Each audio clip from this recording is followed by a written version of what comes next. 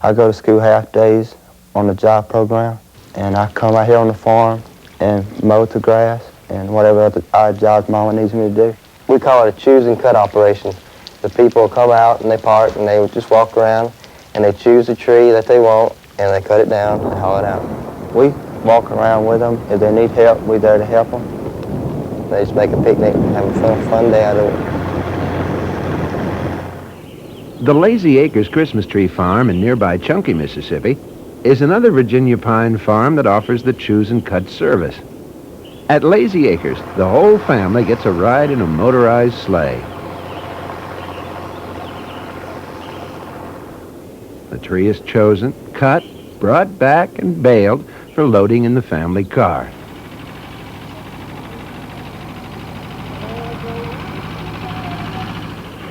Out in the Northwest, incidentally, there's a choose and cut tree farm in Oregon that offers a train ride for the kids, a happy holiday journey by rail that goes right out to Christmas Tree Forest and back again. Now, to summarize the southern segment of this Christmas tree story, here's Bill Murray, a Christmas tree grower headquartered in Cordele, Georgia, who's been a pioneer in tree growing research. My Christmas tree operation started out as a research and development project here on this farm in 1950. We went through over 50 species of trees and many years of trial, and we came out with the Virginia pine, and red cedar is the only practical tree for this part of Georgia. We have ongoing research at all times. We're now working intensively on planting methods.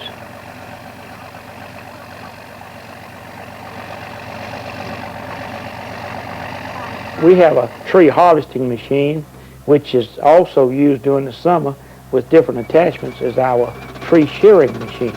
It will shake the tree to get all the needles out and any foreign material, and then it will sever it from the stump at a rate of 3,000 to 4,000 trees a day. And the state of California is also one of the fastest growing Christmas tree farming areas. It is also an area which illustrates well another of the benefits of Christmas tree growing, the use of marginal land. At Santa's Forest in Los Angeles, grower Alex De Ulloa. This present site was a dump of sorts, an abandoned dump where people would leave their old refrigerators, couches, and so forth. And I decided it was a good location because of the traffic and the exposure to the highway there.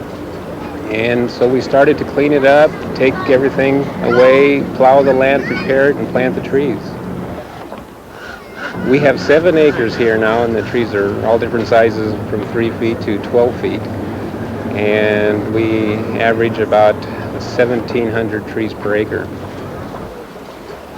We use a Monterey pine. It's a very healthy tree, and it loves the Southern California climate. It loves the hot weather, and so that's the only one we plant. And that completes our clockwise journey around the regions of the United States.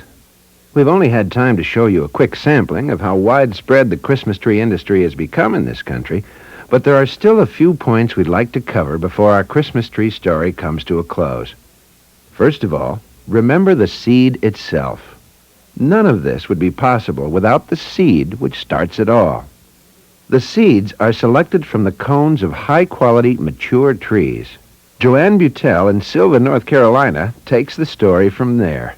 I first began by fumigating the soil, and then we make our beds. They're usually 4.5 feet wide by probably a couple of 100 feet long.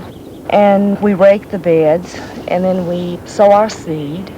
I hand sow the seed, just take a handful and scatter it evenly as I can. And then we take a roller and roll over the seed to compact it in the ground. And then I cover it with peat moss and irrigate it. These particular plants here are the Fraser fir seedlings, which are 1 year old. Then we have the 2-year-old plants, which are called 2-0s, and then we have the 3-0 plants that are 3-0s. And when they become 3-0s, we usually take them out of the beds and sell them or transplant them. And from there, they are lifted out of the transplant bed and taken out to the field, and that's where we get our Christmas trees. And there is, of course, the question of the environment. How about it? Is Christmas tree growing a benefit for the environment? Christmas tree growing is probably close to 100% for the environment. Probably the biggest thing is what we do to the landscape. If you had seen this area here in central Wisconsin 25 years ago, this was called Sand Flats. This was the Dust Bowl of Wisconsin. And what we've done is stop the erosion with the Christmas trees. We've beautified the landscape. We've actually cooled the atmosphere around here. You know, each one of these little trees is like a little air conditioner and purifies the air. 1 acre of trees puts out enough oxygen to supply 18 people in a year. A mature tree does not produce oxygen like that.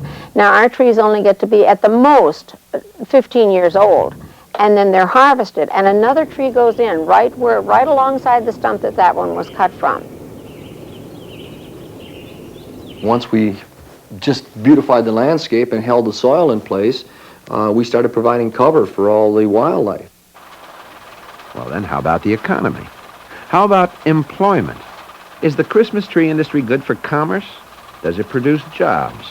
This area has 20,000 acres of Christmas trees with an annual production of probably 1 million trees a year. And I would say a total payroll of at least $3 million or more. We provided the first jobs for youth. Youth are very, very fortunate in this area that any youngster, boy or girl, that reaches the age of 14 or 15 can have a job. All summer long, the work is hard, but we feel it's very good training. I love to work with youth. It's really fun to watch them develop. It's quite a thrill, too, when we get hand out the first paychecks to see their eyes light up.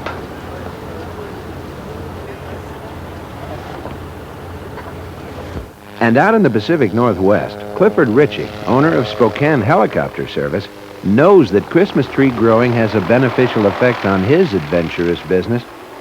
Well, our day starts usually probably about 5:30. We get the crew up so that we can be in the field at first light, which is normally about 7 o'clock right now. And we'll work from 7 until probably 4:30. Yesterday I ran 268 trips, and that's 2 landings and 2 takeoffs per trip. And you're tied to a bundle, and so you have to make sure you get rid of it when you plan on getting rid of it, plus the hooking it and picking it up.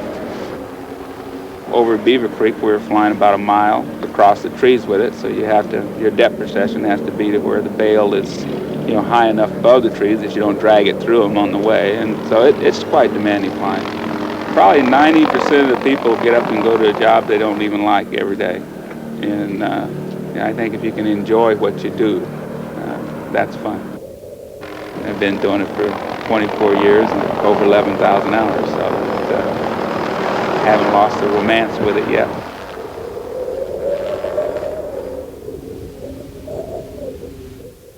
First, jobs for young people. Jobs for migrant farm workers at the end of the seasonal cycle. Additional business for transportation and salespeople. Stimulation of special services and suppliers, such as Cliff Ritchie and other helicopter operators who are employed in the harvest. The Christmas tree growing industry generates a full chain of activity within the American economy. As a matter of fact, over 100,000 people are employed by the Realtree Christmas tree industry. State and federal taxes are paid on the basis of a wholesale crop value of $300 million and a retail value of $600 million. Such a growth in such a short time has brought about the need for an organization to oversee the interests of the growers and to set standards for the product. For the Christmas tree growers, that organization is called the National Christmas Tree Association, and it is headquartered in Milwaukee, Wisconsin. The National Christmas Tree Association is a trade association representing the interests of some 12,000 people involved in the production and sale of Christmas trees throughout the United States and Canada. And they run a trade good ideas. And that brings them together to exchange those good ideas to either improve the product, improve the sale of the product, or find a better way to do their thing. I try to be the arms and legs of our officers, our president particularly, our secretary, the chairman of all of our committees, our job is to be the mechanism by which their decisions are carried out. The National Christmas Tree Association got started as a result of a number of state organizations getting together. At that time, we were more interested in exchanging cultural practices. We have come a long way with the cultural practices, and now our main problem is marketing our product. Marketing has become a necessary and important part of the Christmas tree business. More trees are being harvested, more trees are being planted, and holiday sales messages become more frequent and more complex. Getting the Christmas tree message to the American consumer is what marketing is all about, and it takes many forms. Okay, I'm Gary Bishop, and I'm a partner in Noble Mountain Tree Farm, which is a farm out of Oregon. Okay, right now we're down at the Los Angeles terminal. They call it the train tracks. And this is the area where they ship in all of the Christmas trees for the small lot operators. They bring them in by rail car. This place has been going on for over 40 years. People come down to this area feeling that they can get a better deal on buying a tree retail, so that on a day like today, which is a weekend, there'll be over 50,000 families come down to buy Christmas trees. And of course, outside you can see that it is like a circus. They have cotton candy and balloons and all types of food concessionaires, and they actually auction Christmas trees out of the railroad cars. It's a lot of fun on the weekends. We bring them on the railroad cars because they will keep better over a period of time, and instead of putting them out in the hot Los Angeles sun. From the Druid candles in the winter oak trees of long ago to the sophisticated marketing systems of today, the tradition goes on to the enjoyment of all.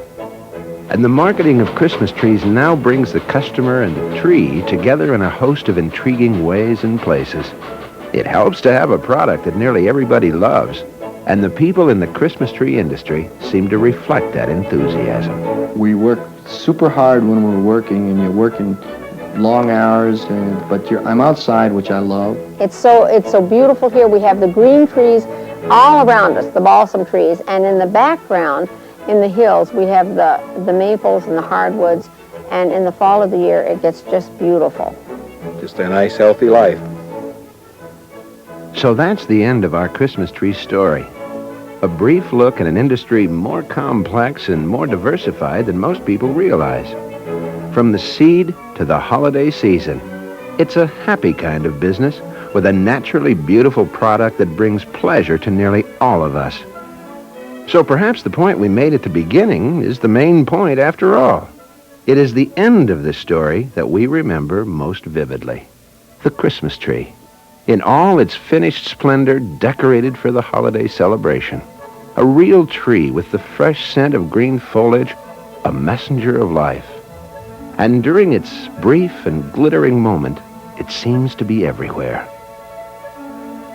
From the White House in Washington, where the National Christmas Tree Association places a fine tree every December, to the Festival of Trees in Portland, Oregon, to the hills and boulevards of Hollywood, to the choose and cut lots nationwide, to the streets of New Orleans and Chicago, to Rockefeller Center in New York. And best of all, to the tree that you and your family bring home for your holiday fun. It remains one of our oldest and most enduring midwinter traditions, a green promise that points expectantly toward the return of spring and the renewal of life. The Christmas tree.